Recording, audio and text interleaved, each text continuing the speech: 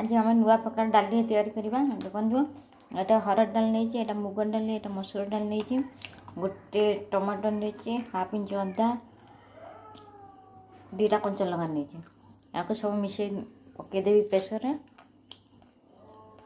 डालटा भल कि धोई पकईदेवी। एबे देखो डाली पकईदेली। एबे गोटे चामच पकईदेवी लुण,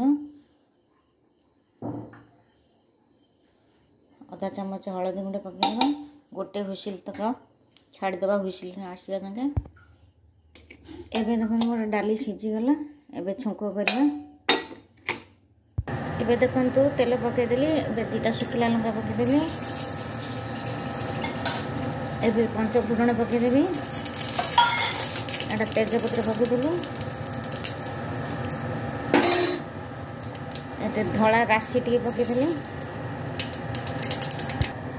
एबे कस्तूरी मेथी टी पकईदेवा।